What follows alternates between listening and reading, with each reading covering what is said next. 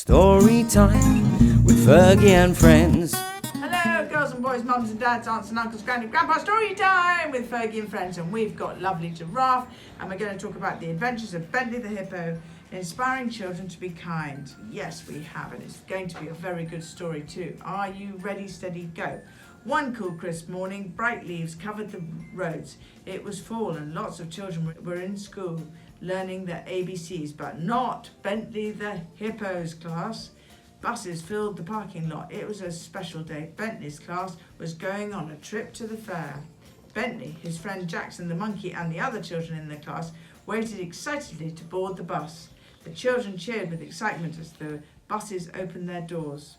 Careful and watch your step, the bus driver warned. Bentley stumbled, then jumped on with everyone on board. A signal from the teacher and their seatbelts fastened. It was time to go. The driver started to sing, "Jiggle while you wiggle, but don't forget to giggle. Look up, look down, look all around. Find someone you can tickle." The children hummed, clapped and stomped their feet. They were having so much fun, all except for one. Toby the elephant was sitting at the back of the bus. Bentley noticed some children were being mean to him. They were laughing because Toby was taking up 2 seats. Even though he was a young elephant, he was so big. Bentley looked at Jackson as they heard children calling out names like Chunky and Tubby. This is bullying, he explained to Jackson, feeling very unhappy. It isn't fair or kind. We must tell the teacher. Yes. Is that Marty the lion? It was. Bentley couldn't believe that Marty was making fun of Toby. Marty was usually so quiet and kind. Bentley heard, "Do it, come on, say it. Call him Tubby. Are you chicken?" The other children were nudging Marty, pushing him to do something that he didn't want to do.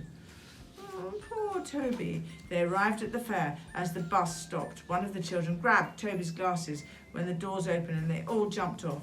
"Children, gather round," the teacher said. "Stay together." Bentley noticed that Jackson had wandered off and was standing near the giant Ferris wheel.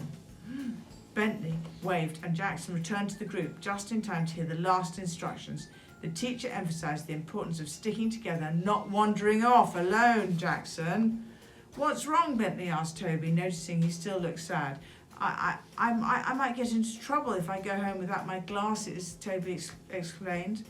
Before they went to enjoy the fair, the children told their teacher about what had happened. She reassured them she would speak to the children and their parents at the end of the day. "Good one, well done, teacher." Toby smiled, but he was still worried. Bentley decided to cheer up Toby, so they went on several rides and had lots of fun. Next was the Ferris wheel, but Toby was scared of heights, so he sat close by and watched instead. "Toby!" his friends called out from above the ground. The ride finished, but Toby wasn't waiting for them. "Toby!" Bentley called out. "Where are you?" The friends walked towards a large field. They heard giggles. Jackson grinned as he spotted Toby. He was peeking from behind a tree. "Scared you?" Toby laughed. They were so glad to see Toby smiling and having fun. "What will happen now that the teacher knows about who's bullying me? What will she say? And what about my glasses?" Toby asked. "I can't go home without them." "Don't worry, we will explain to your mum what happened." Jason hugged Toby. "Everything will be okay." "Those kids bullied you," Bentley said. "Nobody should be picked on, poked, pushed or made fun of. And it wasn't nice to take your glasses." Hearing Bentley speak about bullying made Jackson upset. Yes. Walking across the field, the friends came across other children and animals. Some were big and some were small. A voice called out in the distance, "Help! Help!" Bentley spotted Marty behind a bush. Other animals had trapped him and wouldn't let him go. "Leave him," Jackson said, still upset. "He needs help," Bentley said gently. "We have to show kindness and help him." Toby, upset himself, thought for a moment. "It's not nice to feel afraid," he said bravely. "I think you're right, Bentley. We should help." Toby felt proud. He was big. Standing tall side by side, they walked towards Marty. The animals backed off, afraid of how big Toby was. "Ha ha! Thank you for helping me." Marty was relieved and then said quietly, "Toby, I'm really sorry I made fun of you. I didn't want to, but I was scared the others would hurt me." "Why were you hiding?" asked Bentley, wondering why the other animals had trapped him even after he'd done what they'd pushed him to do. When the others weren't looking, I grabbed your glasses from them and I ran so they wouldn't see, Marty exclaimed, and handed the glasses to Toby. Oh, well done. I promise I will never call you names again. They all smiled and headed back to the bus.